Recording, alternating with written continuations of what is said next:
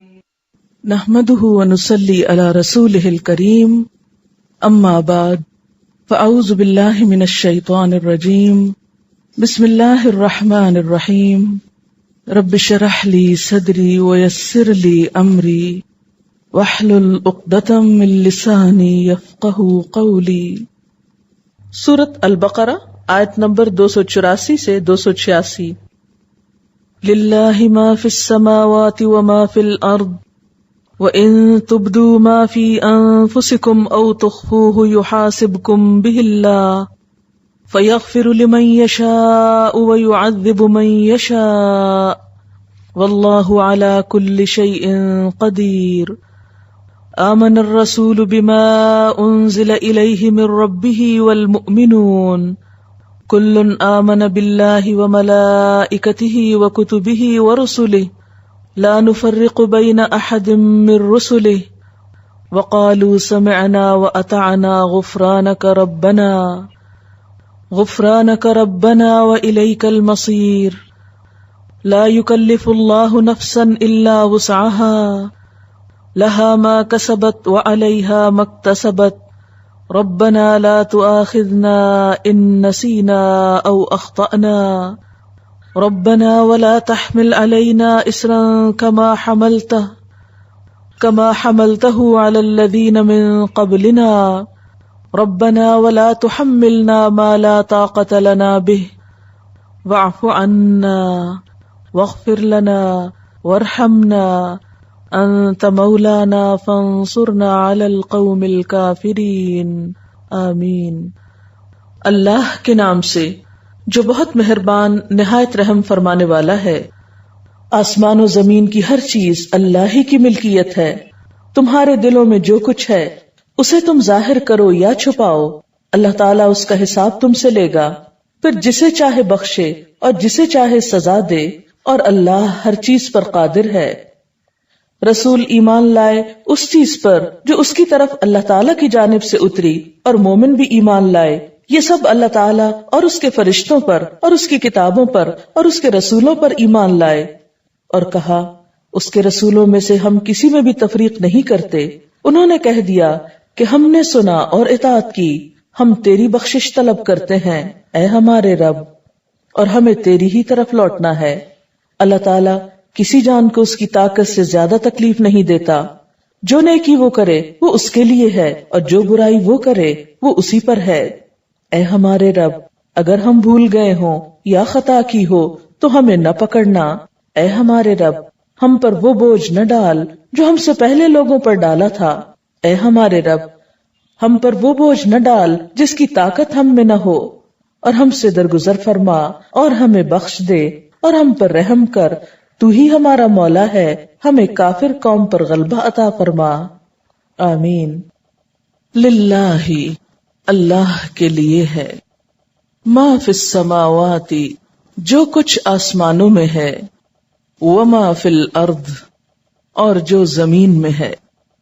کیا کچھ ہے ہم سب تو جانتے بھی نہیں، اس نے بنایا، اسے معلوم ہے، بنانے والا ہی ان سب چیزوں کا مالک ہے۔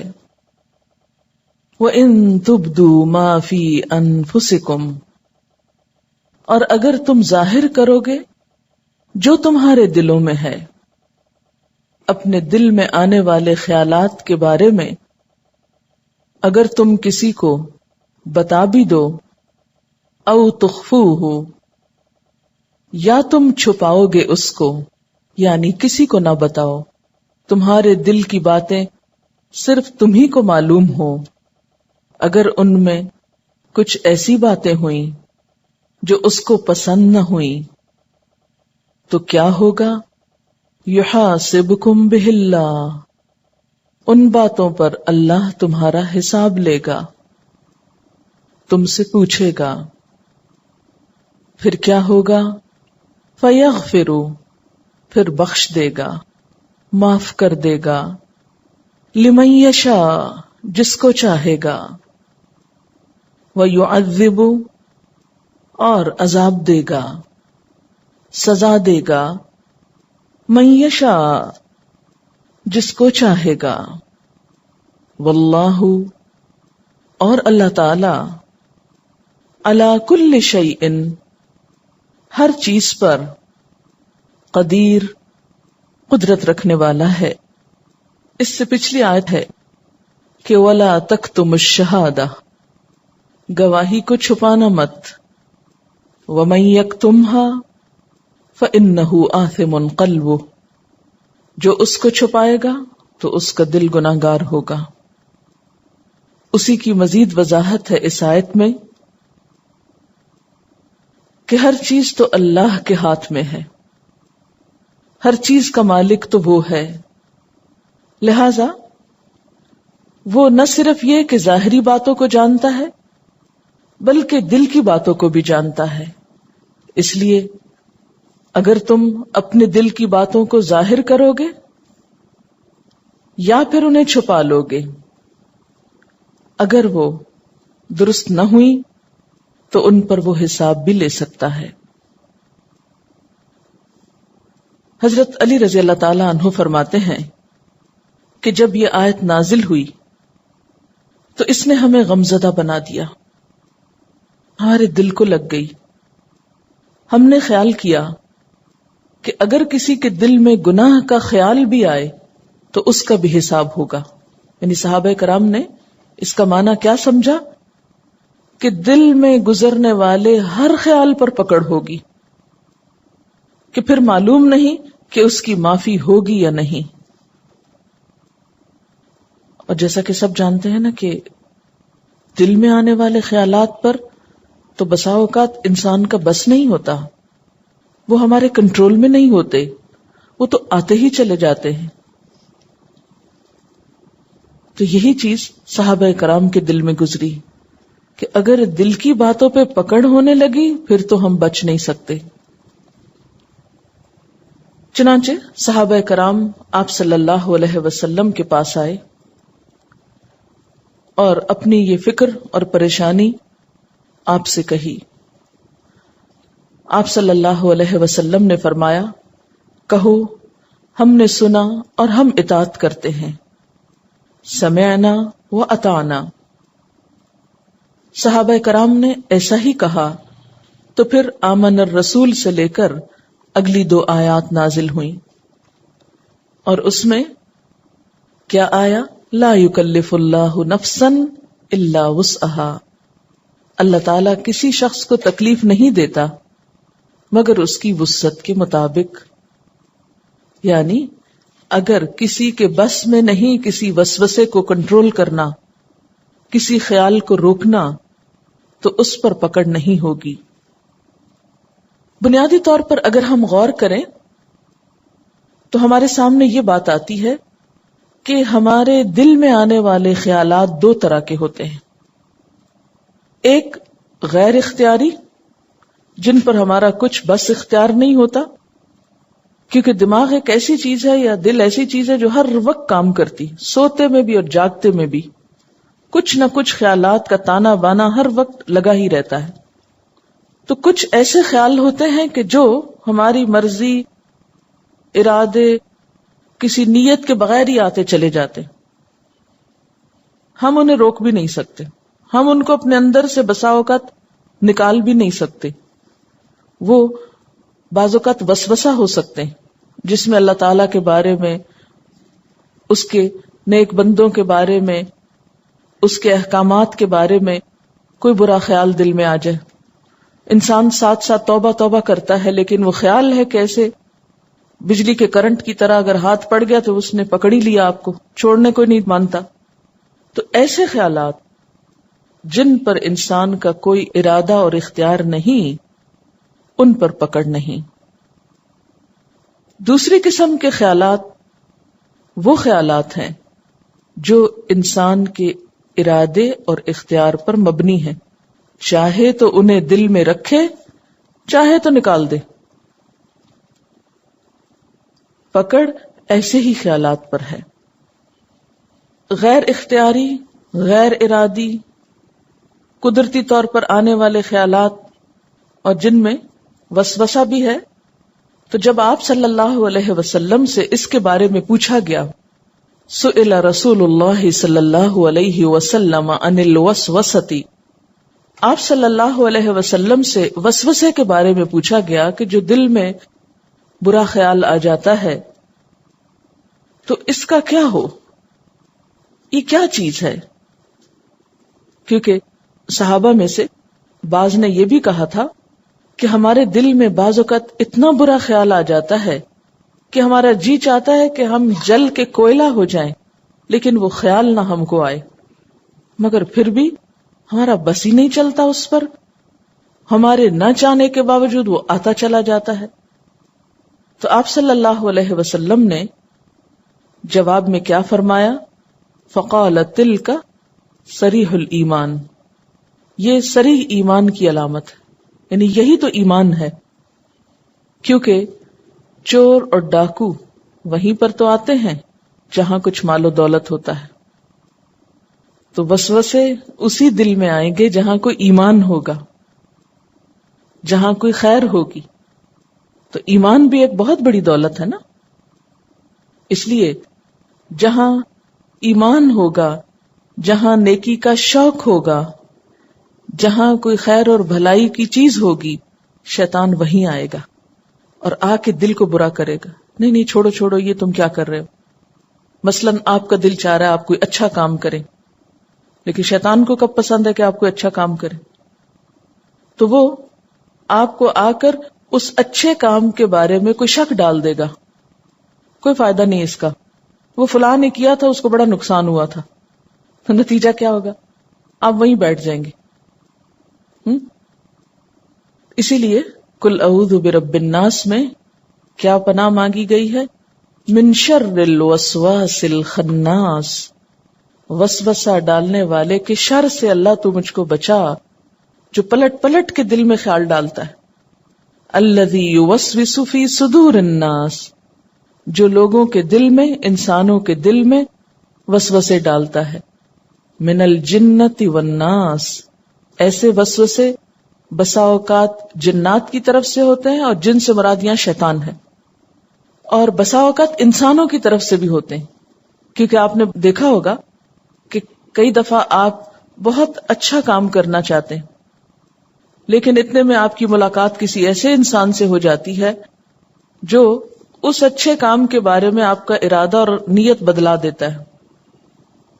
آپ گھر سے نکلتے ہیں ایک اچھی نیت لے کر، مثلا آپ آئے ہیں پڑھنے کے لیے، بڑے عزم و ارادے سے، بڑے جذبے سے، بڑے شوق سے، بڑی قربانی کر کے، بسا اوقات کیا ہوتا ہے آپ کی دوستی، آپ کا تعلق کسی ایسے انسان سے ہو جاتا ہے کہ جس کو نہ خود پڑھنے کا شوق ہے نہ آپ کو پڑھنے دینا چاہتا ہے، لہذا وہ کوئی نہ کوئی ایسی باتیں آپ کے ذہن میں ڈالتا رہے گا کہ آپ کا پڑھائی سے دل اچاٹ ہو جائے گا، اور بالآخر وہ ساری سیکریفائسز اور سارے جو آپ کے منصوبے اور پلان اور بڑی اچھی اچھی خوبصورت نیتیں تھیں وہ سب بیٹھ جائیں گی۔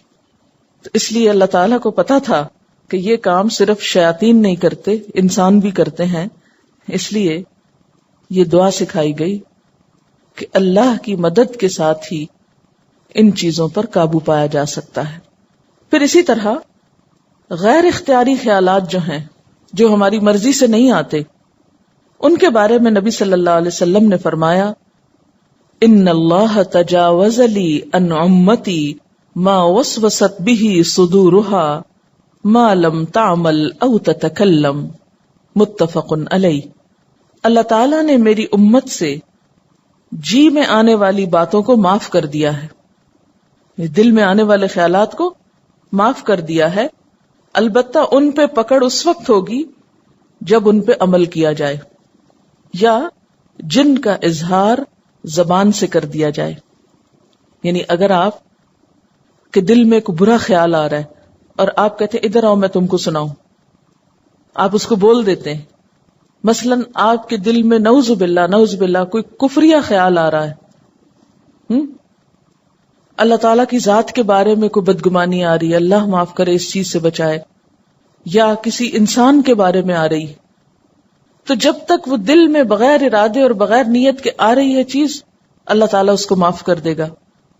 لیکن اگر آپ دوسروں کو بھی وہ اپنے خیالات بتانے بیٹھ گئے اور وہ کفریہ کلمات زبان سے بولنے لگے، یا آپ کو کسی انسان کے بارے میں کوئی بدگمانی ہے تو آپ بغیر کسی تحقیق اور بغیر کسی حقیقت کے اس کا ذکر لوگوں میں کرنا شروع ہو گئے محض گمان اور خیال کی بنیاد پر، تو اس کلام پر بھی پکڑ ہوگی، پھر پوچھ ہوگی۔ یا یہ کہ محض کلام نہیں، آگے بڑھ کے ایکشن بھی لے لیتے ہیں۔ مثلا آپ کے دل میں کسی کے بارے میں برا خیال آیا، آپ آؤ دیکھتے ہیں نہ تاؤ دیکھتے ہیں، وہ سامنے آیا تو آپ اس کو ایک دو لگا دیتے ہیں۔ اب کیا ہے، اس کو پتہ ہی نہیں کہ بات کیا ہے۔ بچوں کے ساتھ عام طور پہ ایسا کرتے نا، کوئی چیز اپنی جگہ سے ہلی ہوئی دیکھی تو دل میں خیال ہے یہ فلاں بچے کا کام ہوگا، اس سے پوچھا بھی نہیں کہ تم نے چیز اٹھائی یا نہیں اٹھائی، رکھی یا نہیں رکھی، تو کیا کرتے ہیں، جو ہی وہ آتا ہے اس کو ڈانٹنا شروع کر دیتے ہیں۔ صرف ڈانٹے بھی نہیں، بعض کا کان پکڑ لیتے ہیں اس کے۔ تو یہ جو عمل ہے خواہ بچے کے ساتھ ہی کیا جائے، یہ نہیں کہ بچے ہمارے ہیں تو ہماری پراپرٹی ہیں، جیسے چاہیں ان کو معاملہ کریں، نہیں۔ اگر بچوں کے ساتھ بھی اس طرح کی ناروا زیادتی کی تو اس میں بھی پوچھ ہو سکتی۔ تو جو بھی خیالات آ رہے ہیں، چاہے ظاہر کرو یا چھپا کے رکھو، ان پہ اللہ محاسبہ کرے گا۔ پھر محاسبہ کن خیالات پہ ہوگا؟ یہاں کن خیالات کی بات ہے؟ وہ خیالات شرک، اللہ کی ذات میں شک، کفر، منافقت، ان چیزوں پر ہے، کیونکہ ان سب کا تعلق بھی ہمارے خیال سے ہی ہے نا، ہمارے ارادے سے ہی ہے۔ تو وہ مضبوط عزائم، پکے ارادے، دل کے فیصلے جو کسی غلط بات کے لیے ہوں، ان پر پکڑ ہوگی۔ مثلا ایمان کہاں ہے آپ کا؟ دل میں ہوتا ہے نا۔ اب مثلا آپ کہے میں مسلمان ہوں، مجھے تو نہیں پتا، آپ تو زبان سے کہہ رہے ہیں، میں تو یقین کر لوں گی، لیکن اللہ کو پتا کہ دل میں کیا ہے۔ تو ایمان بھی دل کا فعل ہے نا۔ اب اگر ایک شخص زبان سے کہہ رہا ہے لیکن دل میں وہ کفر رکھے ہوئے ہے، تو زبان سے کہنا اس کو کچھ فائدہ نہیں دے گا۔ کس کی بات مانی جائے گی؟ کہ اس کے دل میں کیا ہے۔ اسی طرح منافقت کیا ہے؟ کہاں ہوتی منافقت؟ دل میں ہوتی۔ فی قلوبہم مرض، ان کے دلوں میں بیماری ہے۔ اسی طرح آپ دیکھتے ہیں کہ اخلاق کی کچھ باتیں ایسی ہیں جن کا تعلق انسان کے دل سے ہوتا ہے۔ مثلا صبر، تواضع، عاجزی، انکساری، قناعت، سخاوت، یہ سب کچھ کیا ہے؟ دل میں ہوتا ہے نا۔ اسی لیے حدیث میں آتا ہے کہ جب انسان کسی اچھے کام کی نیت کر لیتا ہے، ابھی وہ کام کیا نہیں اس نے، تو نیت پر بھی ثواب لکھ لیا جاتا ہے، وہیں سے مارکنگ شروع ہو جاتی۔ اور اگر وہ کر لیتا ہے تو کم از کم 10 گنا اجر ملتا ہے، اور زیادہ سے زیادہ تو پھر اللہ تعالیٰ کے ہاتھ میں ہے، جتنا چاہے دے۔ اچھا، اسی طرح آپ دیکھیں کہ بعض گناہ جن پر پکڑ ہوگی اور وہ دل کے گناہ ہیں، مثلا حسد، آپ کسی سے جیلس ہوتے ہیں۔ اسی طرح تکبر، کہاں ہوتا ہے تکبر؟ اس کا مقام کہاں ہے؟ دل میں ہے نا، آپ اپنے آپ کو بڑی شے سمجھتے۔ پھر اسی طرح بغض کہاں ہوتا ہے؟ دکھائیں؟ نہیں دکھا سکتے، اس لیے کہ دل میں ہی ہوتا ہے، اگر کسی سے ہو، اللہ نہ کرے۔ پھر دنیا کی محبت کہاں ہوتی؟ دل میں ہوتی۔ حرص، لالچ، یہ سب چیزیں کہاں ہوتی؟ دل میں۔ اس لیے جس دل میں یہ سب کچھ بھرا ہوا ہو، اس دل کے خیالات پر بھی پکڑ ہو سکتی ہے۔ پھر اللہ کے ہاتھ میں ہے کیا؟ فَيَغْفِرُ لِمَن يَشَاءُ، جسے چاہے معاف کر دے۔ ان چیزوں کے باوجود بھی جسے چاہے معاف کر دے، اور وَيُعَذِّبُ مَن يَشَاءُ، جسے چاہے عذاب دے دے۔ اس کا کیا مطلب ہے؟ اس کا مطلب ہے پھر تو انسان کو کچھ بھی نہیں کرنا چاہیے، یا پھر جو دل میں آئے کرنا چاہیے، کیونکہ پتہ نہیں کس کو معاف کر دے اور کس کو وہ چھوڑ دے۔ نہیں، اس کا مطلب یہ ہے کہ اس سے اللہ تعالی کا مکمل اقتدار اور مکمل مالک ہونا ہمارے سامنے آتا ہے کہ ہر چیز کا مالک وہ ہے. کیسے؟ جیسے آیت کی شروع میں آتا نا للہ ما فی السماوات و ما فی الارض، اسی کے لیے ہے جو آسمانوں اور جو زمین میں ہے. تو جب ہر چیز اس کی ہے تو اس سے کیا پتہ چلتا ہے؟ اسی کی مزید وضاحت آگے ہوئی فَيَغْفِرُ لِمَن يَشَاءُ وَيُعَذِّبُ مَن يَشَاءُ. جب ہر چیز اس کی ہے، ہر چیز پہ اس کا اختیار اور اقتدار ہے، تو پھر جس کو چاہے معاف کر دے، جس کو چاہے سزا دے. یعنی اس سے پتہ چلتا ہے کہ فیصلے اللہ کی مشیت پر ہوں گے، فیصلے اللہ کی مشیت پر ہوں گے، کسی اور کو ان میں دخل نہ ہوگا، کوئی اور اس میں انٹرفیئر نہیں کر سکے گا، ہوگا وہی جو وہ چاہے گا. لیکن اس کا یہ مطلب نہیں کہ اس کی مشیت کے لیے کوئی قاعدہ یا ضابطہ نہیں، وہ نعوذ باللہ اندھا دھند فیصلہ نہیں کرے گا. ہر شخص جو ڈیزرو کرے گا اس کے مطابق ہی وہ اس کے ساتھ معاملہ کرے گا.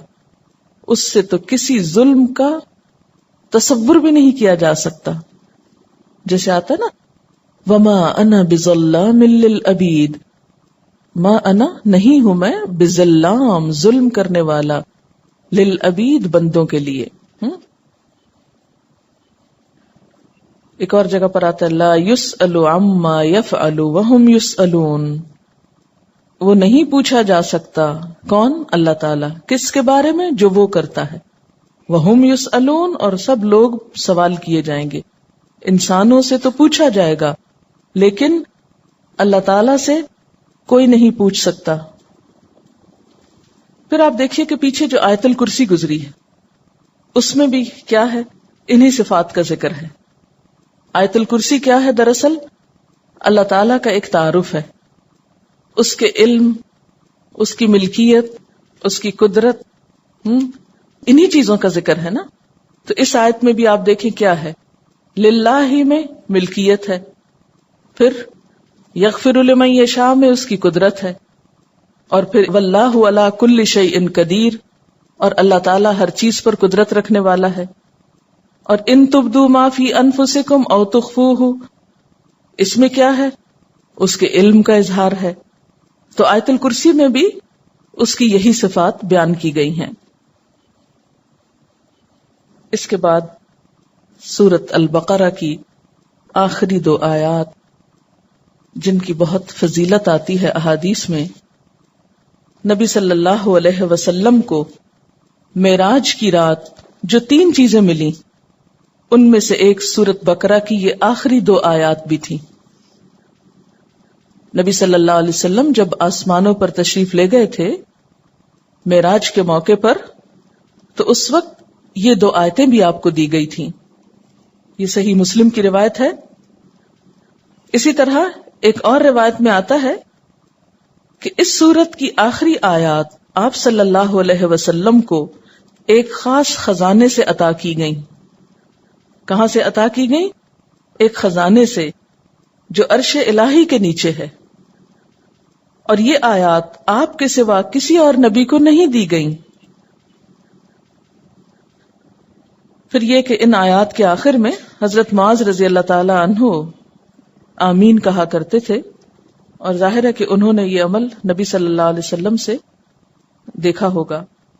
نبی صلی اللہ علیہ وسلم نے ان آیات کے بارے میں یہ بھی فرمایا ہے کہ جو شخص سورۃ بقرہ کی آخری 2 آیتیں رات کو پڑھ لیتا ہے اس کو یہ کافی ہو جاتی ہیں، یعنی اس کی حفاظت کے لیے.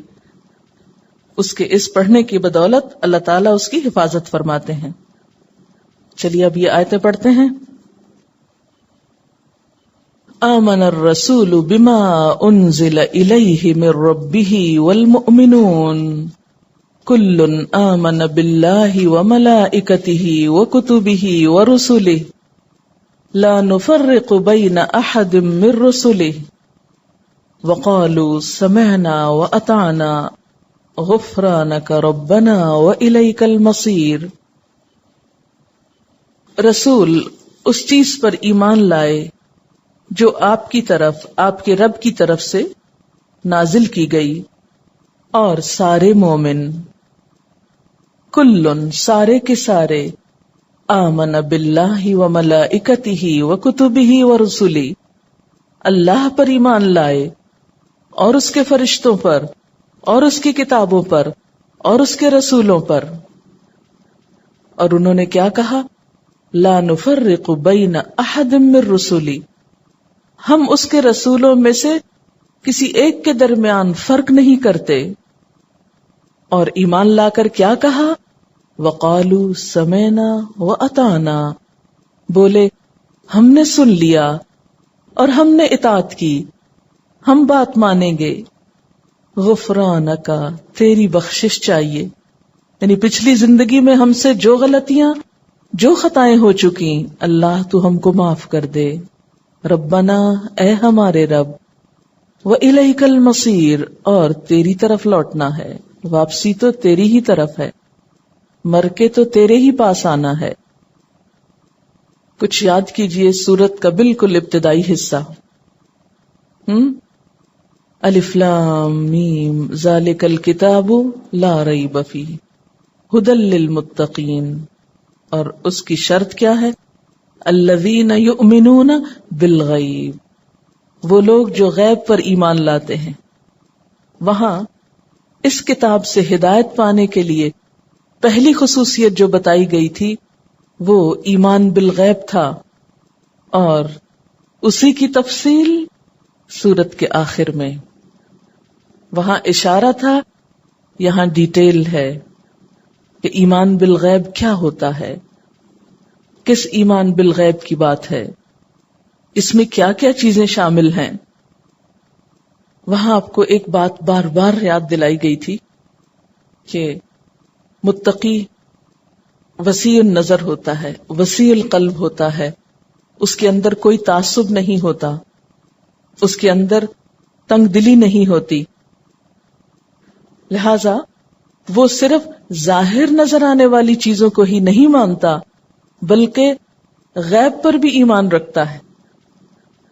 دیکھیں نا، جو تنگ دل ہوگا وہ تو صرف 2 اور 2 4 کو مانے گا، اس کے سامنے 2 اور 2 5 نہیں ہو سکتے، وہ ریجڈ ہوگا۔ لیکن مومن وسیع نظر ہوتا ہے، اس کی نظر میں بصیرت ہوتی، وہ صرف ظاہر میں نہیں دیکھتا، پردے کے پیچھے بھی دیکھ سکتا ہے، اور یہ دیکھنا ایمان کا دیکھنا ہے۔ اور یہاں سورت کے اختتام پر کیا بتا دیا گیا کہ پیغمبر صلی اللہ علیہ وسلم اور آپ کے ساتھیوں نے ایمان لا کر یہ واضح کر دیا کہ ہم یہ سب کچھ مانتے ہیں، اور خاص طور پر شروع میں کہا گیا تھا یؤمنون بالغیب، بیچ میں بہت سے احکامات دیے، آخر میں پھر اس کی تکرار کے بعد کہا سمعنا و اطعنا، ہم نے اس صورت میں آنے والے تمام احکامات سن لیے، ہم تو مانتے بھی نہیں کہ ہم نے سنا ہے۔ اور صحابہ کرام کو حضور صلی اللہ علیہ وسلم نے جب پریشانی ہوئی کہ ہماری پکڑ ہو جائے گی تو اس وقت کہا کہ آپ کو ہو سمعنا و اطعنا، انہوں نے فوراً ہی کہہ دیا۔ لیکن ہم سن کے بھی سنتے نہیں، مشکل یہ ہے، سمعنا، ہم نے سن لیا، جو کچھ اللہ پاک نے ان 286 آیات میں ہم کو بتایا اس سورۃ البقرہ میں، سب کچھ سن لیا ہم نے۔ اب ہم کریں گے کیا؟ یہود کی طرح یا ایمان والوں کی طرح؟ یہود نے کیا کہا تھا؟ سمعنا و عصینا، ہم نے سن لیا، ماننا کوئی نہیں ہم نے۔ ذرا دل ٹٹولیں اپنے، کیا سوچتے ہیں ان سب باتوں کے بارے میں جو آپ سن چکے؟ اقسام بر بہت سی سن چکے،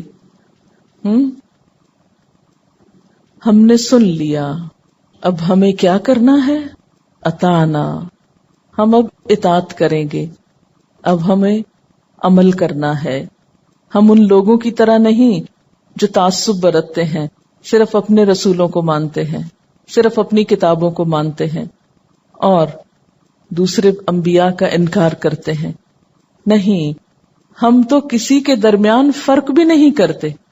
لا نفرق بین احد من رسلہ، ہم اللہ کے رسولوں میں سے کسی کے درمیان تفریق نہیں کرتے، سب کو رسول مانتے ہیں. پھر آپ دیکھیے کہ یہاں پر جو تفصیل بتائی گئی وہ کیا ہے. آمن الرسول، کتنا خوبصورت آغاز ہے نا، کہ بتانے والا سب سے پہلے خود ایمان لا رہا ہے. یہ نہیں کہا گیا کہ صرف مومن ایمان لائیں، بلکہ آمن الرسول، رسول صلی اللہ علیہ وسلم ایمان لائے. کس چیز پر؟ اس پر بما انزل الیہ، جو آپ کی طرف نازل کی گئی. سورۃ البقرہ کے شروع میں والذین یؤمنون بما انزل الیک، الیک سے مراد کیا تھا؟ آپ صلی اللہ علیہ وسلم. تو یہاں پر بھی کیا ہے کہ پیغمبر خود ایمان لائے جو آپ کی طرف آپ کے رب نے اتارا تھا. آمن الرسول بما انزل الیہ من ربہ، کیونکہ جب تک بتانے والا خود پوری طرح کنونس نہ ہو، خود ایمان نہ رکھتا ہو، خود اس کا شرع صدر نہ ہو، خود اس بات کی تصدیق نہ کرتا ہو جو وہ دوسروں کو بتا رہا ہے، تو اس کے بتانے میں بھی وہ کنونسنگ پار نہیں ہوتی، تاثیر نہیں ہوتی. تو قول اور فعل کا تضاد جو ہے یہ بہت ناپسندیدہ چیز ہے اللہ تعالیٰ کے نزدیک، کہ انسان کہے کچھ کرے کچھ. یا دوسروں کے لیے تو جیسے یہود کے بارے میں آیا اتأمرون الناس بالبر وتنسون انفسکم، ان کے علماء یہی کر رہے تھے نا.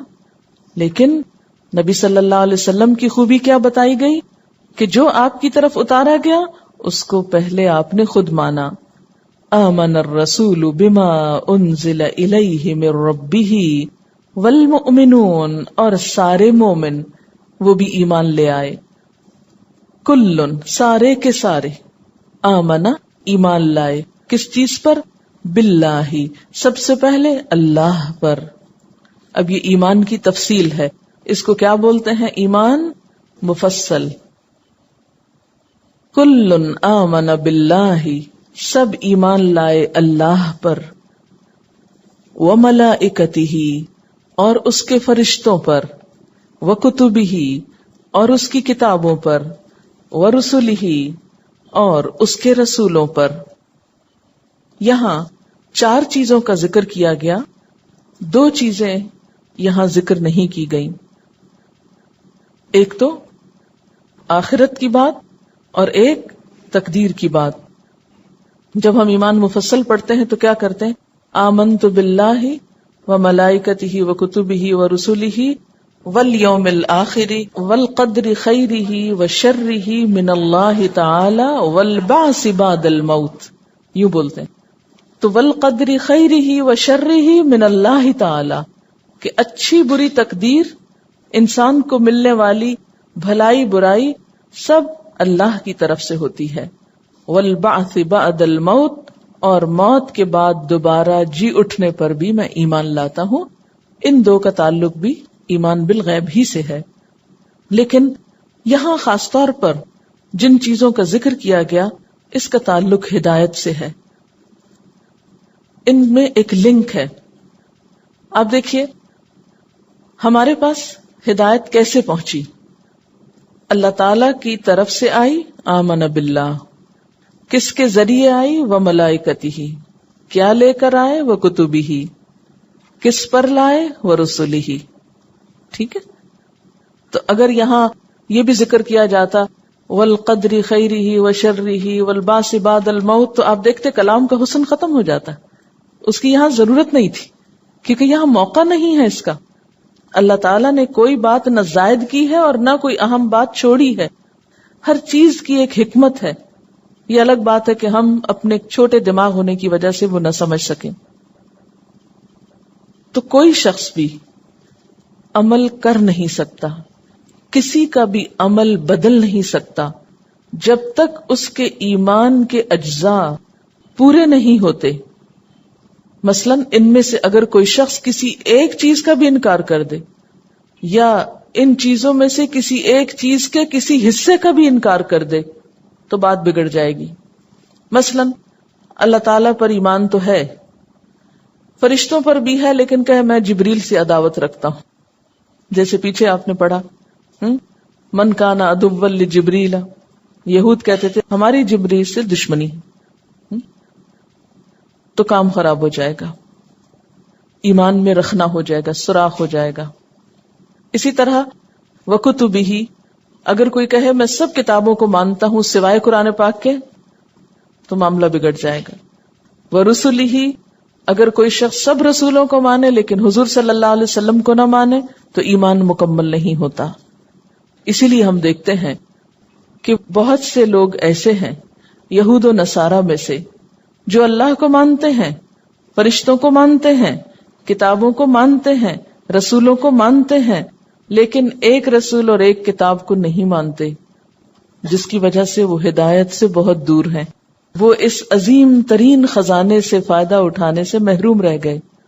حالانکہ یہ کتاب جو ہمارے پاس ہدایت کے لیے آئی، ذالک الکتاب لا ریب فیہ ھدی للمتقین، یہ ان تمام کتابوں کا لیٹسٹ اور کمپلیٹ ایڈیشن تھا. کیونکہ پچھلی کتابوں کے تو صرف ترجمے باقی ہیں، اصل تو باقی ہی نہیں.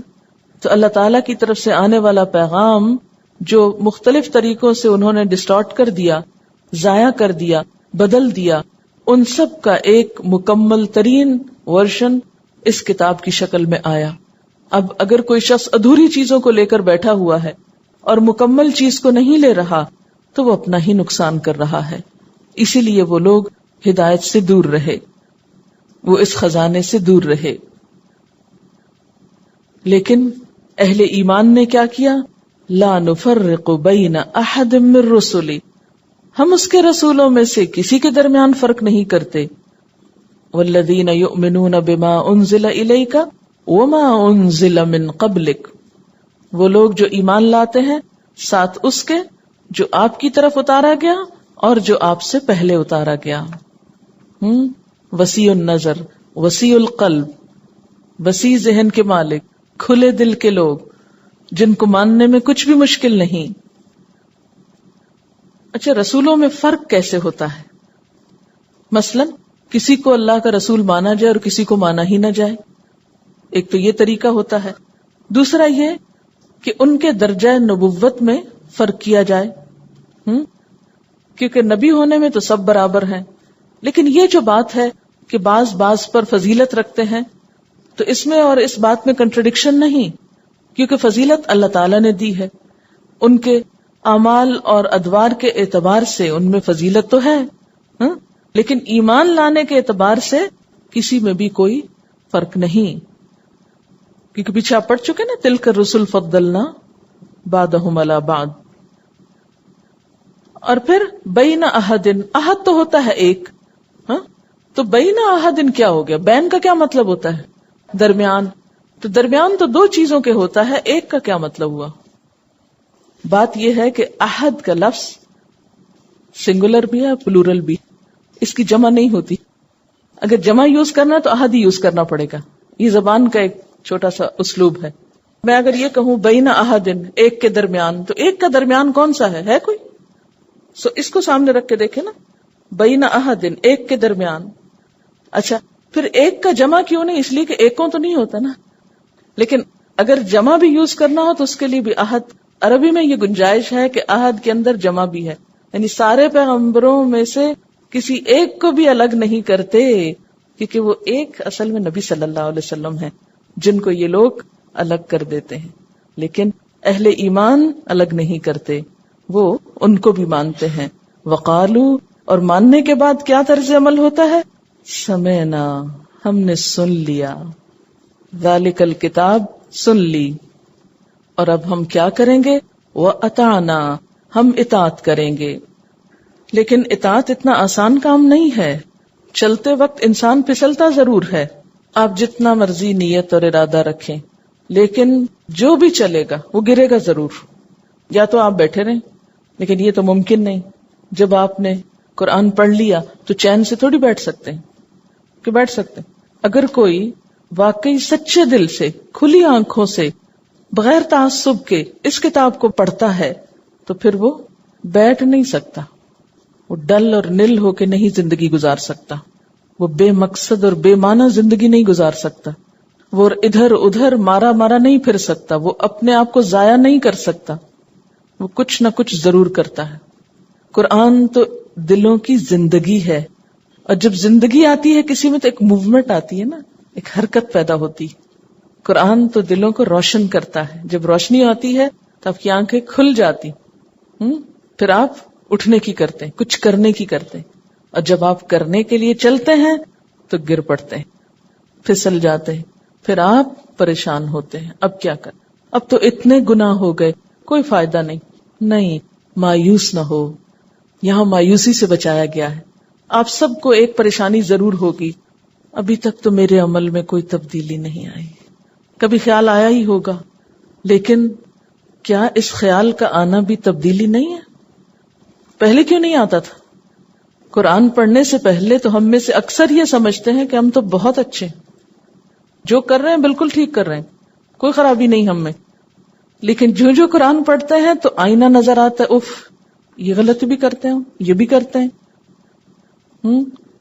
تو قرآن بنیادی طور پر آپ کی مدد کرتا ہے دلدل سے باہر آنے میں، گناہوں کو چھوڑنے میں۔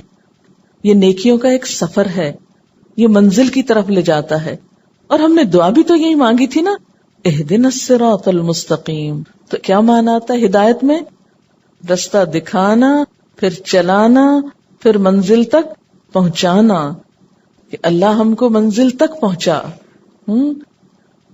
اس کے لیے پھر حل کیا ہے؟ جب گر پڑے تو حل کیا ہے؟ گرے رہیں، پھسل جائیں تو پھسلے رہیں، غلطیاں ہو جائیں تو کرتے رہیں، مایوس ہو جائیں اور بگڑ جائیں، نہیں، معافی مانگ لیں۔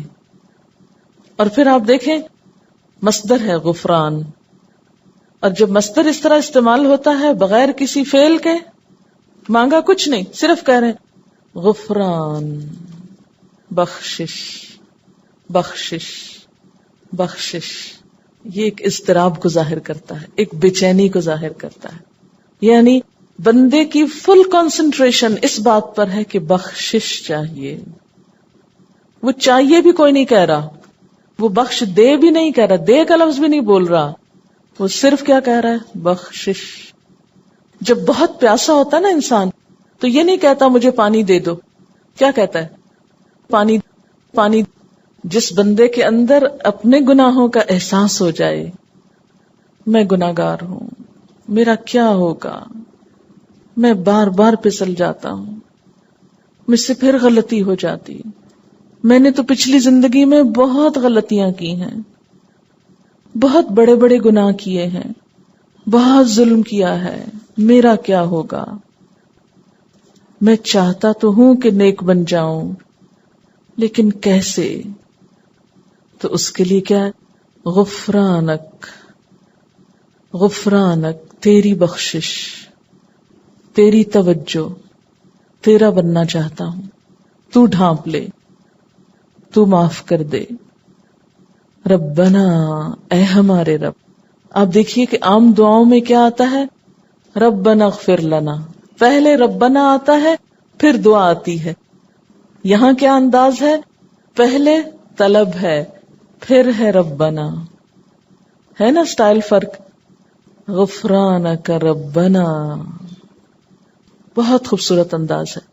وَإِلَيْكَ الْمَصِيرُ، اور تیری ہی طرف واپسی ہے، تیری طرف تو آنا ہے، تجھ سے بھاگ کے کہاں جا سکتے ہیں؟ قرآن پاک میں سورۃ الرحمن میں اللہ تعالیٰ فرماتے ہیں یا معشر الجن والانس ان استطعتم ان تنفذوا من اقطار السماوات والارض فانفذوا لا تنفذون الا بسلطان۔ اے جنوں اور انسانوں کے گروہ، یا معشر الجن والانس ان استطعتم، اگر تم میں استطاعت ہے، اگر تم کر سکتے ہو، ان تنفذوا، کہ تم بھاگ نکلو، بھاگ جاؤ کہیں، من اقطار السماوات والارض، آسمان و زمین کے کناروں سے، فانفذوا بھاگ دکھاؤ، بھاگو تو، لا تنفذون نہیں بھاگ سکتے، الا بسلطان مگر بڑا زور چاہیے، بڑی قوت چاہیے. آپ دیکھیں کہ آپ اگر یہ چاہیں کہ کہیں زمین کا کنارہ ملے آپ کو اور آپ وہاں سے چھلانگ لگائیں کسی اور پلانٹ پہ، تو اس کے لیے کیا کرنا ہوگا آپ کو؟ نمبر 1 تو کنارہ ہی نہیں ملے گا. اللہ نے اس کو بنایا ایسا کہ آپ چلتے جائیں، جہاں سے چلے تھے وہیں پہنچ جائیں گے، کنارہ ہی نہیں ملے گا. نمبر 2، اگر آپ کنارے کے بغیر نکلنا چاہیں، جیسے اسپیس شٹل نکلتی ہے، تو کبھی اٹھتے ہوئے دیکھا اس کو کس طرح نکلتی ہے؟ وہ زمین کا جب مدار وہ چھوڑتی ہے اور چاند میں داخل ہوتی ہے تو اس کا اٹھنا آپ نے دیکھا کبھی؟ کتنا زور اور کتنی قوت اور کتنی انرجی چاہیے ہوتی ہے. اس میں ایک بات تو یہ ہے کہ نکل تو سکتے ہیں، زمین سے نکل سکتے ہیں، آسمان سے نہیں نکل سکتے. یعنی زیادہ سے زیادہ ہم کیا کریں گے؟ زمین سے اٹھ کے آسمان کی طرف چلے جائیں گے، تو اس سے کیا فائدہ؟ للہ ما فی السماوات و ما فی الارض، اللہ کے لیے ہے جو زمین میں اور جو آسمان میں. زمین سے نکل کے بھاگو گے بھی، یہاں سے نکل کے چاند پہ جا بیٹھو گے تو چاند بھی اللہ کا ہے، وہاں پکڑ لے گا. مریخ پہ جاؤ گے وہاں بھی پکڑ لے گا. کہاں جاؤ گے؟ ہے کوئی راستہ، کوئی گوشہ، کوئی جگہ جہاں اللہ کی ذات نہ ہو، جہاں اس کی پکڑ سے چھوٹ سکو اور بچ سکو؟ کوئی نہیں. تو پھر بھاگنے کی کوشش نہ کرو، نافرمانی نہ کرو. کیا کرو؟ پلٹ آؤ. توبہ کس چیز کا نام ہے؟ پلٹ آنے کا. اللہ بہت غلطیاں کر لیں، بہت نافرمانیاں کر لیں، بہت ظلم کر لیا، اپنی جان پہ بھی اور دوسروں کے اوپر بھی. اب مجھے معافی چاہیے، غفرانک، تیری معافی چاہیے، تجھ سے چاہیے، تو نظر کرم فرما. اور غفرانہ کا لفظ غافارہ سے ہے، جس کا معنی ہوتا ہے ڈھانپ دینا، چھپا دینا. اللہ ہمارے قصور چھپا دے، ہمارے گناہوں کی گندگی کا ڈھیر چھپا دے، کسی کو نظر نہ آئے، کوئی اور نہ دیکھ لے، کسی کو نہ پتا چلے. کیونکہ انسان جب چھوٹی سی غلطی بھی کرتا ہے یا کوئی بڑی غلطی کرتا ہے تو فوراً کیا کرتا ہے؟ اس کو چھپانے کی کوشش کرتا ہے. مثلا آپ نے دیکھا ہوگا بچے جب کبھی کچھ توڑ دیتے ہیں تو پھر کیا کرتے؟ چھپے پھرتے ہیں. اور آپ بازو کا ڈھونڈتے کدھر گیا بچہ، مل کیوں نہیں رہا؟ تو کسی دروازے کے پیچھے چھپا ہوا. اس وقت آپ سوچتے ہیں، سینس کرتے ہیں اس نے کچھ کیا ہے، تب یہ چھپ رہا ہے. پھر آپ پوچھتے ہیں کیا کیا ہے؟ جو کہتا ہے گلاس ٹوٹ گیا. تو بالکل اسی طرح انسان کی بھی یہ فطرت ہے کہ غلطی کرنے کے بعد کیا چاہتا ہے؟ اس غلطی کا پتہ نہ چلے کسی کو، چھپ جائے یہ. تو اللہ تعالیٰ سے پھر کیا مانگتا ہے؟ اللہ ڈھانپ دے، غفرانک، ڈھانپ دے، معاف کر دے، ہمارے قصور چھپا دے. وَإِلَيْكَ الْمَصِيرُ، واپسی جو تیری طرف ہے، آنا جو تیرے پاس ہے، پوچھ جو ہوگی، حساب جو ہوگا. لا یکلف اللہ نفسا، نہیں تکلیف دیتا اللہ کسی نفس کو، کسی جان کو. یکلف، کاف لام فے، تکلیف دینا، بوجھ ڈالنا. اللہ کسی جان پہ بوجھ نہیں ڈالتا، الا مگر وسعہا، اس کی وسعت کے مطابق. واو سین عین، وسع، وسعت. قوت، علم، عقل، مال، وقت، زندگی اور دیگر تمام صلاحیتیں وسعت کہلاتی ہیں. یعنی انسان کو جو کچھ ملا ہے یہ سب انسان کے لیے ایک وسعت ہے، یعنی کہاں تک انسان جا سکتا ہے. دیکھیں نا، قوت کی بھی ایک لمٹ ہوتی ہے، اس سے آگے آپ کے پاس طاقت نہیں. علم کی بھی ایک لمٹ ہے، اسی طرح عقل کی، آپ کی انٹیلیجنس کی، مال کی، وقت کی، زندگی کی، ہر چیز کی ایک لمٹ ہے نا. ایک حد سے زیادہ آگے جا کے ختم ہو جاتا ہے. تو ہر شخص کو جتنی قوت، علم، عقل، مال وغیرہ ملا ہے وہ کیا ہے دراصل؟ اس کی وسعت. تو ہر انسان کو اتنی ہی تکلیف دی جائے گی، اتنا ہی اس سے پوچھا جائے گا، یا اس پر اتنی ہی ذمہ داری ڈالی جائے گی جتنی اس کے پاس طاقت ہے. مثلا ایک شخص کھڑے ہو کے نماز نہیں پڑھ سکتا تو اس سے حساب نہیں ہوگا. اس کا حساب کس میں ہوگا کہ بیٹھ کے پڑھی تھی کہ نہیں. ایک شخص جانتا ہی نہیں، پتہ ہی نہیں اس کو، اور اس لیے نہیں پتا کہ اس کو پتا کرنے کا موقع ہی نہیں ملا، کیونکہ ہم نے اس کا غلط معنی لیا نا کہ پتہ ہی نہیں کرتے. یہ نہیں اس کا معنی، یعنی اس کو موقع ہی نہیں ملا کہ پتا کرے، اس کے پاس علم ہی نہیں. وہ پیدا ہوا کہیں افریقہ کے گھنے جنگلوں میں، جہاں دن کو سورج کی روشنی بھی نہیں آتی تھی.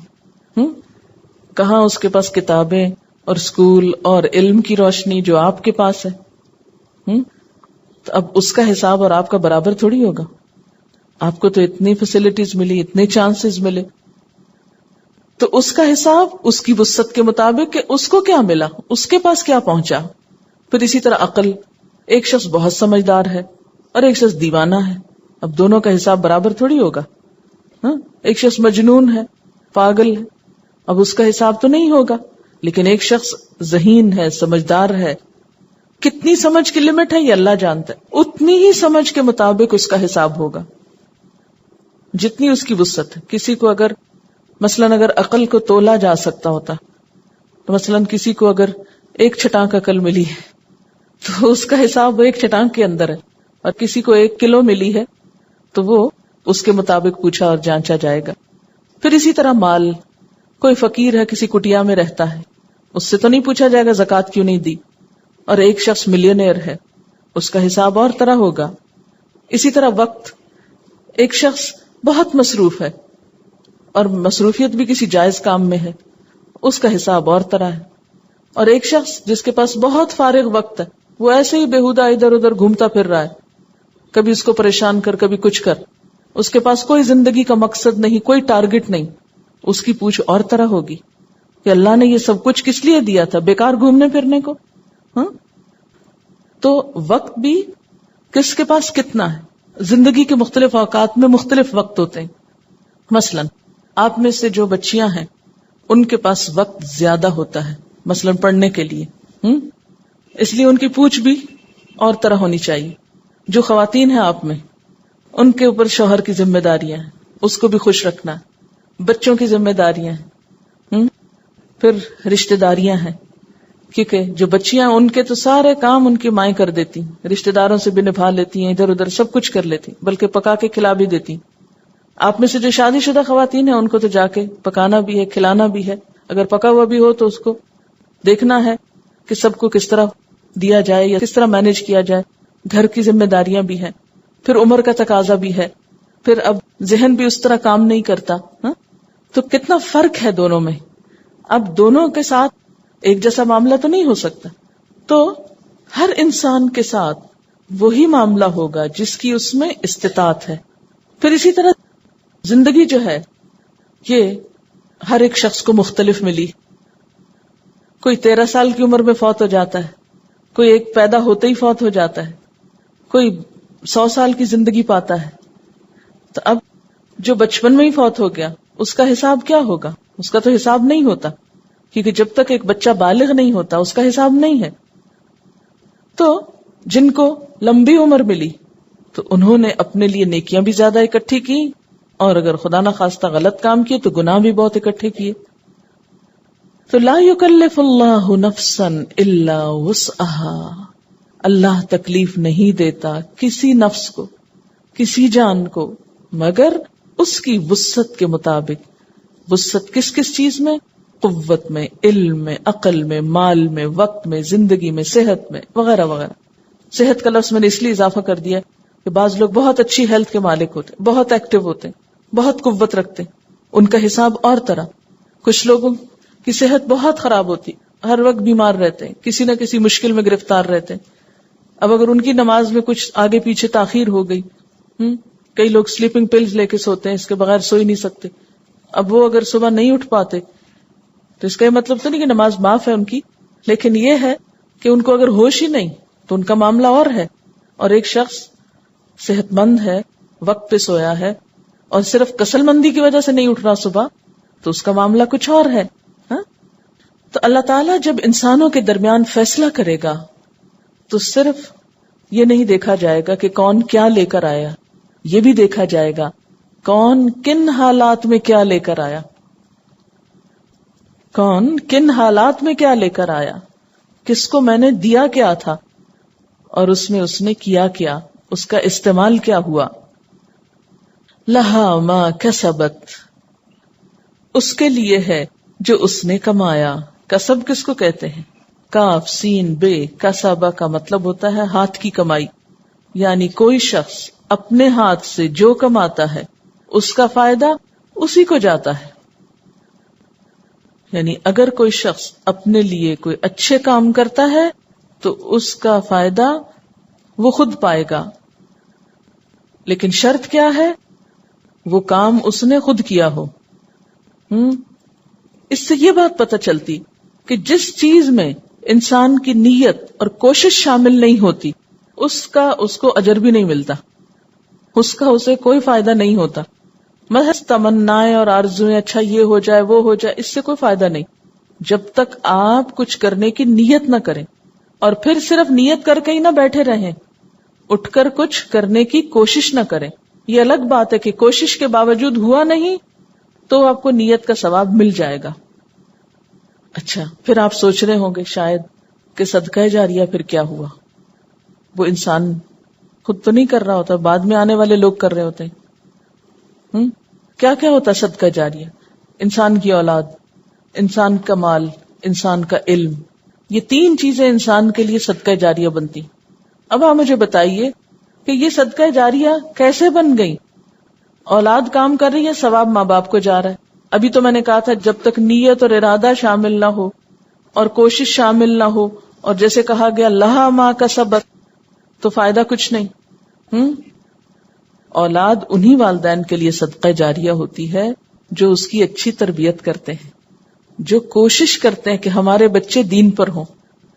مال اسی شخص کے لیے صدقہ جاریہ بنتا ہے جس کے لیے انسان نے کوشش کی ہو، محنت سے حلال کمائی کا کمایا ہو اور پھر اسے نیکی کے کام میں لگایا ہو.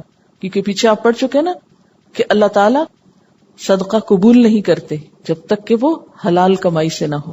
حرام کا صدقہ نہیں قبول ہوتا. لہذا اگر کوئی شخص اپنے ہاتھ کی کمائی سے یا اپنی ملکیت کے مال سے، بعض مال آپ خود نہیں کماتے، مثلا شوہر نے آپ کو حق مہر دیا، تب آپ نے کمایا تو نہیں، لیکن یہ کہ آپ کی ملکیت ہے یہ، یا ماں باپ سے کچھ وراثت میں مل گیا، تو چونکہ ماں باپ پر آپ کا کچھ حق ہوتا ہے تو وہ مال آپ کو اس رشتے کے عوض یا خون کے تعلق کے عوض مل گیا، لیکن آپ خود مالک ہیں اس مال کو آپ نے کسی اچھے کام میں لگایا، وہ آپ کے لیے صدقہ جاریہ ہوگا. اسی طرح علم، تو علم میں بھی تو ارادہ اور کوشش ہے نا. آپ نے اچھی نیت سے علم حاصل کیا، اس لیے نہیں کیا کہ ہم دوسروں پہ چڑھائی کر سکیں اور دوسروں کو ہرا سکیں اور دوسروں کو جواب دے سکیں اور دوسروں کو بتا سکیں کہ دیکھو ہم کتنے قابل ہیں، اس لیے نہیں، بلکہ اللہ کی رضا کے لیے، سیدھا رستہ پانے کے لیے. تو جو شخص اچھی نیت سے اچھے کام کرتا ہے، علم حاصل کرتا ہے، پھر اس کو سکھاتا ہے، تو اس کی کوشش ہو گئی نا بیچ میں، تھوڑی کی تو تھوڑی، زیادہ کی تو زیادہ، جتنی اس نے ایفرٹ کی اور جتنا اس نے اس بات کا ارادہ کیا کہ زیادہ سے زیادہ لوگوں کو مجھ سے فائدہ پہنچ جائے، چاہے وہ سامنے بیٹھ کے فائدہ پہنچائے یا کسی بیک سپورٹ کے ذریعے. اب وہ کیا ہے، جو اس کی کوشش تھی اس کا صلہ اسی کو ملے گا. مثلا کہ میں ایک کوشش کر رہی ہوں کیونکہ میں بولتی نظر آ رہی ہوں آپ کو، لیکن اس بولنے میں ہو سکتا ہے کسی اور کا ہاتھ ہو، مجھے کوئی چیز کسی نے لکھ کر دی ہو، کوئی چیز کسی نے بتائی ہو، آخر مجھے بھی تو کسی نے سکھائی نا، تبھی میں آگے بول رہی ہوں.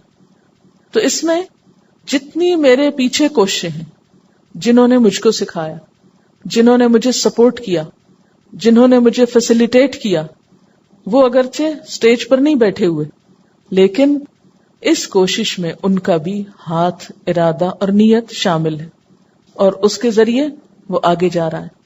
اب بول میں رہی ہوں لیکن میرے بولنے میں ان کے لیے بھی صدقہ جاری ہے، کیونکہ ان کی بھی کوشش بیچ میں ہے. تو لہا ما کسبت، جب انسان کسی اچھے کام کے لیے کوشش اور نیت کرتا ہے خواہ وہ کوشش کسی کے سامنے آتی ہے یا نہیں آتی، لیکن جتنا جتنا جس نے حصہ ڈالا اتنا اتنا اس کو اجر و ثواب مل گیا. جس نے نیت بھی کی اور پھر کوشش بھی کی اس کو ثواب مل گیا. بعض اوقات ہم ایک کام نہیں کرتے لیکن اس کا کریڈٹ لے لیتے ہیں، اور اکثر لوگوں کو یہی شوق ہوتا ہے جو نہیں کیا وہ بھی ہمارے نام لگ جائے، لوگوں کو پتا چل جائے کہ ہم نے کیا، تاکہ ہمیں واہ واہ ہو جائے ہماری. چھوٹی چھوٹی چیزوں پہ خوش ہوتے ہیں نا، کیونکہ بڑی خوشی کا پتہ جو نہیں، تو یہ چھوٹی چھوٹی چیزیں ہم کو پھسلاتی رہتی ہیں.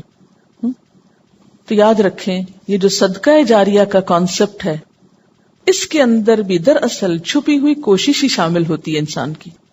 جس کی تھوڑی کوشش اس کا تھوڑا صدقہ جاریہ، جس کی زیادہ کوشش اس کا زیادہ صدقہ جاریہ. مثلا جو زیادہ مال خرچ کرتا ہے زیادہ اچھی نیت سے کرتا ہے، جو زیادہ اچھی تربیت دیتا ہے اپنے بچوں کی. اور اگر بچے بےچارے خود ہی رول کھول کے تربیت پا رہے ہیں تو ماں باپ کے لیے پھر کیا صدقہ جاریہ ہوا؟ وہ تو جنہوں نے ان کو سکھایا ان بچوں کو انہی کے لیے ہو جائے گا نا. بعض ماں باپ تو ایسے بدقسمت بھی ہوتے ہیں کہ بچے اچھا کام کرنا چاہتے ہیں الٹا ان کو منع کرتے ہیں کہ یہ نہ کرو. لا علمی ہے، ایک لا علمی جو ہے نا، جہالت، یہ 100 ہلاکتوں کی جڑ ہے، کیونکہ پتہ ہی نہیں اس کا فائدہ کتنا ہے. تو اگر وہ نہیں اپنی اولاد کو سپورٹ کرتے، کم از کم نیت ہی کر لیں یا خوشی ہو جائیں اس پر کہ شکر ہے ہماری اولاد کوئی اچھا کام کر رہی. دعا ہی کر دیں، مال سے ہی کچھ مدد کر دیں. اگر خود کچھ بھی نہیں کیا آپ نے، مثلا کچھ ماں باپ خود نہیں پڑھ پاتے، اب ان کا شوق کیا ہوتا ہے ہماری اولاد پڑھ جائے، اس کے لیے وہ دن رات محنت کرتے ہیں، ان کو سکھاتے ہیں، بتاتے ہیں، مال ان پہ خرچ کرتے ہیں. تو اب ان کے اپنی اندر جو کمی رہ گئی وہ کس میں جا پوری ہوئی؟ اولاد میں پوری ہوئی. اسی طرح بعض ماں باپ خود تو نیک ہوتے ہیں، اولاد کو کچھ نہیں بتاتے، اولاد سخت غلط کام کرتی، قیامت کے دن کیا ہوگا؟ ایسے لوگ بسا اوقات بدترین حالت میں آئیں گے اور بتایا جائے گا ان کے بچے ان کی ساری نیکیاں کھا گئے، کیونکہ انہوں نے ایسے ایسے کام کیے کہ جو ماں باپ کے لیے الٹا کیا بن گئے؟ مصیبت کا سبب بن گئے. اور وہ کیوں؟ ان کی غفلت اور کوتاہی سے. تو ہمیں دنیا میں اپنے بچوں کے لیے دعا بھی کرنی چاہیے، کوشش بھی کرنی چاہیے. علم کے لیے دعا بھی کرنی چاہیے. کون سی دعا ہے علم کی؟ رب زدنی علما. اور کوشش بھی کرنی چاہیے. یہ دعا پڑھ کے اگر آپ سویرے گھر پہ ہی بستر پہ دوبارہ سو جائیں، صرف تمنائیں ہیں تو وہ بھی اللہ کو پتا ہے کر کیا رہے ہو تم. اسی طرح مال ہے لیکن خیر کے راستے میں نہیں خرچ کرنے کو دل چاہتا. ہمارے خرچ کیے بغیر اگر نیکی کا کام آگے سے آگے بڑھ رہا ہے تو ہمارا حصہ کچھ نہیں، چاہے ہم کتنی خوش ہوتے رہے اس کو دیکھ دیکھ کے، جب تک ہمارے پیسے اس میں نہیں پڑیں گے. تو اس لیے لہا ما کسبت، لہا ہر شخص کو کیا ملے گا، یعنی اللہ بوجھ تو نہیں ڈالے گا، وہ تو نہیں پوچھے گا جو ہمارے بس میں نہیں. دیکھیں نا بسا اوقات ہم چاہتے ہیں ہماری اولاد نیک ہو، ہم کوشش بھی کرتے ہیں وہ نہیں ہوتی. بعض اوقات ہم مال اللہ کے راستے میں خرچ کرنا چاہتے ہیں مگر ہماری ضرورتیں اپنی نہیں پوری ہوتی. بعض اوقات ہم کسی کو سکھانا چاہتے ہیں، ہمیں موقع ہی نہیں ملتا، کوئی سیکھنے کو تیار ہی نہیں ہوتا. ایسا بھی تو ہوتا ہے. اب اس میں ہماری تو پوری تمنا اور کوشش، لیکن کوئی آگے چانس ہی نہیں مل رہا تو اللہ نہیں پوچھے گا. لا یکلف اللہ نفسا الا وسعها. جو ہمارے پاس تھا ہم نے لگا دیا، ہم نے محنت کر لی، ہم نے تڑپ لیا، ہم نے دعائیں بھی کر لی، لیکن کوئی ترقی نہیں ہوئی، کوئی کامیابی نہیں ہوئی، نہ علم میں، نہ مال میں، نہ اولاد میں. تو کل قیامت کے دن اللہ تعالیٰ ایسے شخص کو پکڑ کے سزا دے گا کہ کیوں نہیں تم نے مال کیوں نہیں خرچ کیا، یا تم نے اولاد کو کیوں نہیں سدھارا، یا تم نے اور کوئی خیر کا کام کیوں نہیں کیا. نہیں، اس لیے کہ ہم نے تو چاہا تھا لیکن ہو نہ سکا. اب بعض اوقات کیا ہوتا ہے پچھلی زندگی میں کوئی کمی کوتاہی ہو جاتی. دیکھیں نا، اب مثلاً آپ اس ایج میں آ کے آپ کو دین کی سمجھ ہوئی، جب آپ جوان تھے اور آپ کے بچے چھوٹے تھے، آپ کے ہاتھ میں تھے، آپ کو سمجھ نہیں تھی. اب وہ بڑے ہو گئے، انڈیپینڈنٹ ہو گئے، وہ آپ کی سنتے نہیں. اب کیا، اب بس دعائیں کریں. جو وقت گزر گیا اس کے لیے کیا ہے؟ غفرانک. اب ہم نے سنا ہے، اب ہم مانیں گے. جو پیچھے ہو چکا غفرانک، اس کے لیے معافی چاہتے ہیں. اور پھر اللہ تعالیٰ کیا فرماتے ہیں؟ ٹھیک ہے، لا یکلف اللہ نفسا الا وسعها. غم نہ کرو، رنجیدہ نہ ہو، اللہ تعالیٰ وسعت کے مطابق ہی حساب لے گا. وعلیہا، اور اسی طرح انسان کے ذمہ ہے، انسان پر پڑے گا کیا؟ مکتسبت، جو اس نے کیا. اکتساب کس کو کہتے ہیں؟ کسب اور اکتسبہ کا روٹ ایک ہی ہے. اکتسبہ کا مطلب ہوتا ہے صرف اپنے لیے کرنا. کسبہ اپنے اور دوسرے دونوں کے لیے کرنا. اسی لیے آپ دیکھیں نا، اولاد کے لیے کرنا بھی کسب ہے. ٹھیک ہے نا، جب انسان کوئی کمائی کرتا ہے تو بچوں کو بھی دیتا ہے نا، تو دوسروں کے لیے بھی کسب کر رہا ہے.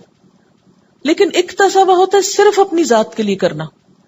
تو اس سے کیا پتہ چلتا ہے کہ انسان اگر غلط کام کرتا ہے تو اس کی ذمہ داری خود صرف اس کے اپنے اوپر ہے، اس کے بچوں پہ نہیں جائے گی.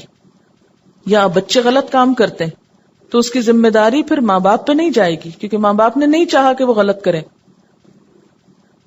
پھر اکتسبہ بھلائی اور برائی دونوں کے لیے استعمال ہوتا ہے.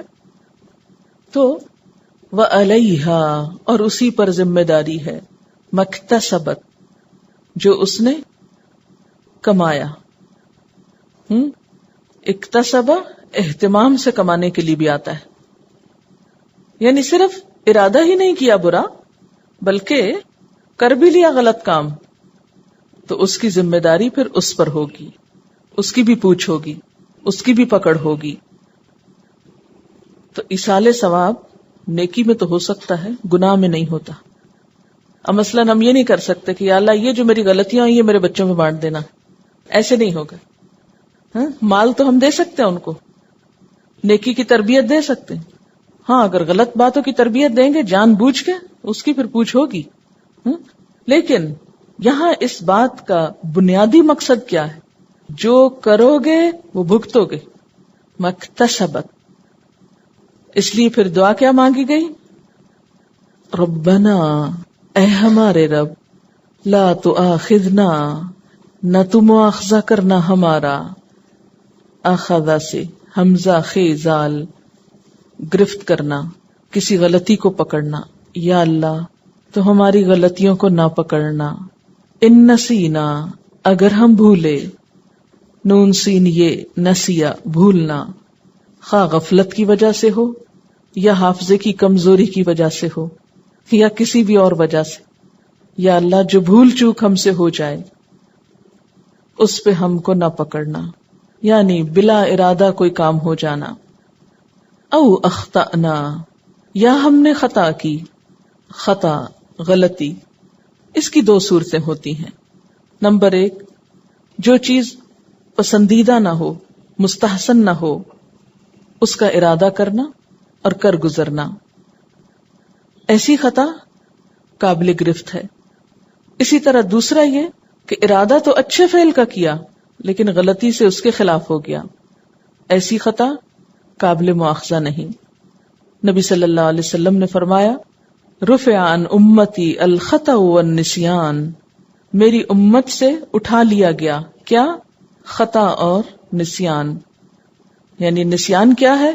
کہ انسان بھول کر کوئی کام کر بیٹھے، یعنی کام اچھا کر رہا ہے لیکن وہ بھول گیا اور اس سے غلطی ہو گئی. اور خطا کیا ہے؟ کہ ناسمجھی سے کسی کام کو غلط طور پہ کر لے. خطا ایک تو یہ ہوتی ہے نا کہ انسان کسی غلط چیز کا ارادہ کرے اور پھر کر بھی لے، اور دوسری کیا ہوتی ہے کہ ارادہ تو اچھی چیز کا تھا لیکن ناسمجھی سے غلط ہو گیا. تو اللہ ہم کو نہ پکڑنا کس میں؟ ان نسینا، اگر ہم بھول جائیں، او اخطأنا، یا ہم خطا کر بیٹھیں. ربنا، اے ہمارے رب، ولا تحمل، اور نہ بوجھ ڈال، علینا، ہم پر، اسرن، کوئی بوجھ. اسرن کا لفظ الف صاد رے سے ہے. اس کا معنی ہوتا ہے عہد، ذمہ داری، ایسا بوجھ جس کا اٹھانا دشوار ہو، بہت مشکل ہو، وہ بوجھ جو اٹھانے والے کو چلنے سے روک دے، جس کے اوپر آنے کے بعد انسان چل نہ سکے. یعنی یا اللہ ہم پر کوئی ایسی ذمہ داری، ایسی مشکل، ایسی پریشانی نہ ڈالنا کہ ہم تیرے راستے میں چل ہی نہ سکیں، تیری اطاعت ہی نہ کر سکیں. کیونکہ بعض اوقات انسان پہ ایسی ایسی آزمائشیں آتی، ایسی ایسی مصروفیات آ جاتی ہیں یا معاشرے کے ایسے بندھن آ جاتے ہیں کہ انسان اچھا کرنا بھی چاہتا ہے تو کر نہیں پاتا. مثلا نبی صلی اللہ علیہ وسلم کے بارے میں قرآن پاک میں آتا ہے کہ آپ جب دنیا میں تشریف لائے تو آپ نے لوگوں کے اوپر سے کچھ بوجھ ہٹائے. وَيَدَعُ عَنْهُمْ إِصْرَهُمْ وَالْأَغْلَالَ الَّتِي كَانَتْ عَلَيْهِمْ، اور آپ نے ہٹایا ان سے ان کے بوجھوں کو اور ان بیڑیوں کو یا طوق کو جو انہوں نے خود پہ ڈالے ہوئے تھے. اس میں کس کی طرف اشارہ ہے؟ ان پابندیوں، ان رسموں کی طرف جو پچھلی کتابوں والوں نے یا پچھلے ادیان والوں نے اپنے اوپر ڈال رکھی تھی اپنی مرضی سے. جیسا کہ آگے آیا، مزید آیت کے اندر ہی وضاحت ہے، کما حملتہ، جیسا کہ تو نے ڈالا اس کو، علی الذین من قبلنا، ان لوگوں پر جو ہم سے پہلے تھے. تو گزشتہ امتوں پر دو طرح کے بوجھ تھے. ایک تو ان پر اللہ تعالی کی طرف سے کچھ پابندیاں عائد کی گئیں، اور دوسرے انہوں نے خود بھی اپنے اوپر بہت سی پابندیاں عائد کر لی یا بوجھ ڈال لی. اللہ تعالی کی طرف سے کیا پابندیاں تھیں ان پر؟ مثلا ان کی شریعت کے کچھ احکامات ان کے لیے بہت مشکل تھے. مثلا آپ کو یاد ہوگا کہ بچڑے کی پرستش کرنے والوں کے لیے جب توبہ کی بات ہوئی تو اس کے لیے 7 شرط کیا تھی؟ قتل. پھر اسی طرح یہود کی شریعت میں صرف قصاص تھا، دیت یا معافی نہیں تھی، قتل عمد کی صورت میں. پھر اسی طرح ان پر زکوٰۃ چوتھا حصہ تھی، ہم پر کتنی ہے؟ 40واں حصہ. پھر اسی طرح ان کو حکم یہ تھا کہ اگر کسی کپڑے پر پیشاب لگ جائے یا نجاست لگ جائے تو دھونے سے نہیں پاک ہوگا، اس کو کاٹ کے پھینکنا پڑے گا. کتنی مشکل ہوگی. پھر اسی طرح غنیمت کے اموال ان پہ حرام تھے. تو یہاں دعا کیا مانگی گئی کہ یا اللہ اپنے دین میں بھی ہمارے اوپر ایسی پابندیاں اور ایسے بوجھ نہ ڈالنا کہ جو ہم اٹھا نہ سکیں، جن پر ہم عمل نہ کر سکیں.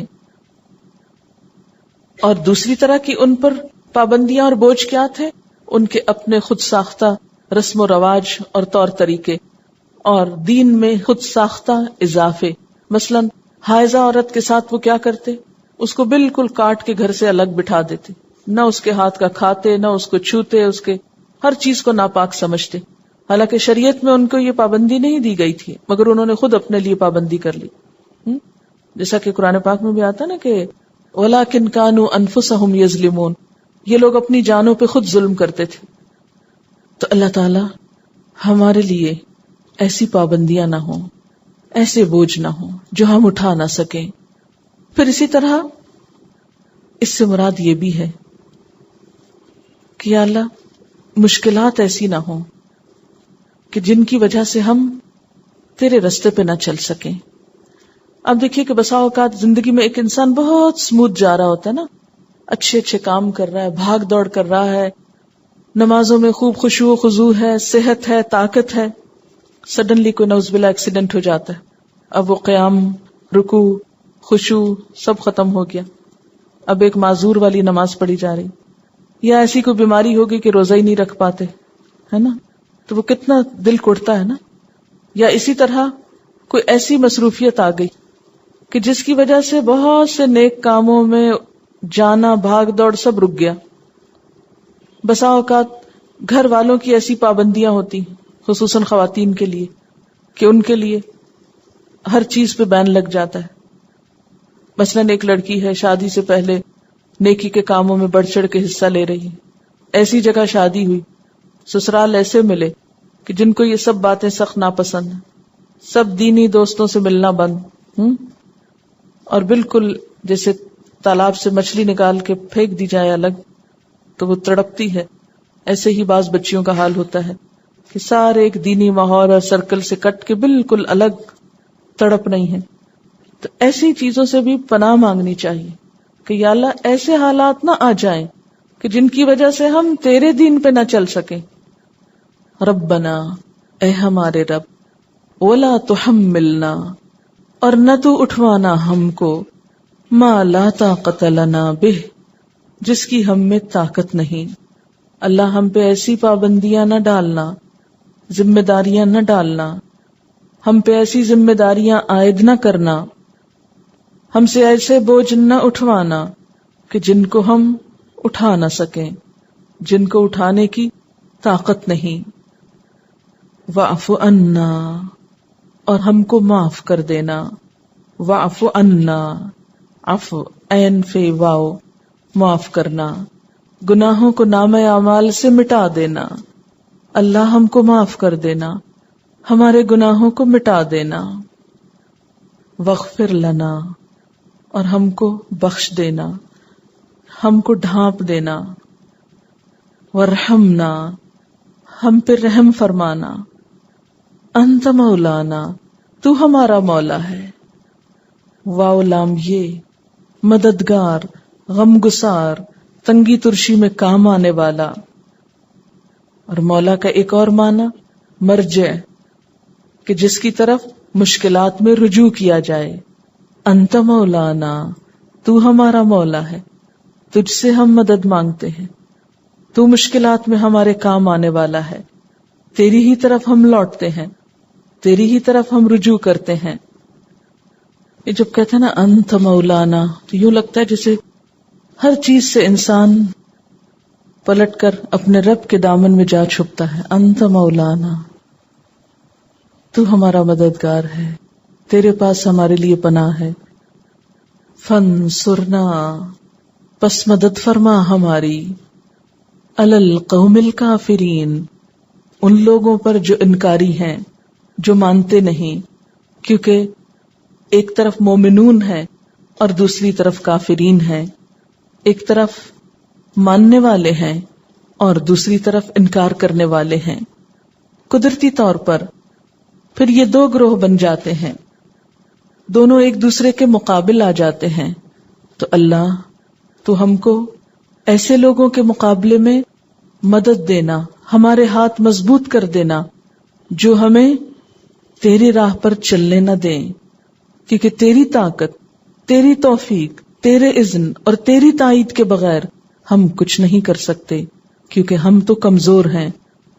انت مولانا فانصرنا علی القوم الکافرین، تو ہمارا مولا ہے، کافروں کے مقابلے میں ہماری مدد کر، ہمارا ہو جا، ہم تیرے راستے پر نکلے ہیں، تو ہمارے لیے اس کو حضرت ابو ہریرہ رضی اللہ تعالی عنہ کا بیان ہے کہ نبی صلی اللہ علیہ وسلم نے فرمایا، اپنے گھروں کو قبرستان نہ بناؤ، شیطان اس گھر سے بھاگ جاتا ہے جس میں سورہ بقرہ پڑھی جاتی ہے۔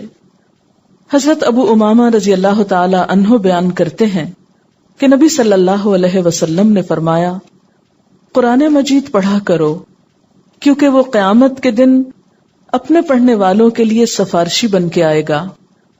دو چمکتی ہوئی روشن صورتیں البقرہ اور آل عمران پڑھا کرو، کیونکہ یہ دونوں صورتیں قیامت کے روز اس طرح سے آئیں گی جیسے کہ وہ چھتریاں ہیں، امبریلا کی طرح، یا سایہ کرنے والے بادل ہیں، یا پرندوں کے دو جھنڈ ہیں جو پر پھیلائے ہوئے ہوں۔ وہ اپنے پڑھنے والوں کی طرف سے حجت پیش کرنے والی ہوں گی، ان کی طرف سے جھگڑا کریں گی۔ سورت البقرہ پڑھا کرو، کیونکہ اس کا اختیار کرنا برکت ہے، اس کا چھوڑ دینا حسرت ہے، اور باطل پرست اس کو برداشت نہیں کر سکتے۔ حضرت نواس بن سمان بیان کرتے ہیں کہ میں نے نبی صلی اللہ علیہ وسلم کو یہ فرماتے سنا ہے، قیامت کے روز قرآن مجید اور وہ لوگ جو اس کے مطابق عمل کیا کرتے تھے وہ لائے جائیں گے، اور ان کے آگے آگے سورہ بقرہ اور آل عمران ہوں گی، اس طرح گویا کہ وہ دو بادل ہیں یا ابر سیاہ ہیں جن کے اندر چمک اور روشنی ہے، یا وہ پرندوں کے جھنڈ ہیں جو اپنے پر پھیلائے ہوئے ہیں۔ یہ دونوں صورتیں اپنے پڑھنے والوں کے لیے حجت پیش کرتی ہوئی آئیں گی کہ اللہ تعالیٰ ان کو سزا نہ دے۔ یہ صحیح مسلم کی روایت تھی۔ ایک اور روایت ہے صحیح مسلم ہی کی، حضرت عبداللہ بن عباس کا بیان ہے کہ ایک مرتبہ حضرت جبریل علیہ السلام نبی صلی اللہ علیہ وسلم کی خدمت میں حاضر تھے کہ یکایک انہوں نے آسمان کی طرف سے ایک ایسی آواز سنی جیسے کسی شتیر یا پھاٹک کو کھولنے کی آواز آتی ہے۔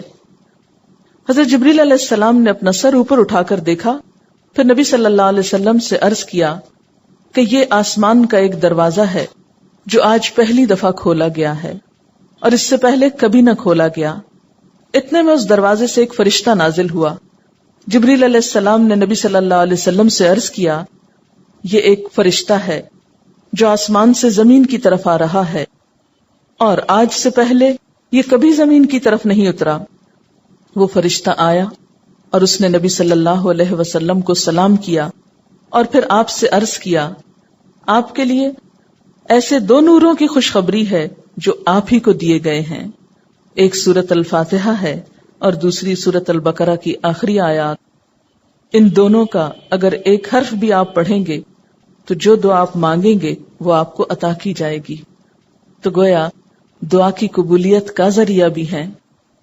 پھر اسی طرح ایک اور روایت میں آتا ہے کہ نبی صلی اللہ علیہ وسلم نے اس کے بارے میں یہ فرمایا کہ ان کو سیکھو اور اپنی عورتوں اور بچوں کو بھی سکھاؤ، یعنی صرف خود ہی پڑھ کے نہ رہ جاؤ، گھر جا کے اپنے بچوں کو بھی سکھاؤ، جن کو نہیں آتی ان کو بھی بتاؤ۔ وآخر دعوانا ان الحمد للہ رب العالمین۔ سبحانک اللہم وبحمدک نشہد ان لا الہ الا انت نستغفرک ونتوب الیک۔ والسلام علیکم ورحمۃ اللہ وبرکاتہ۔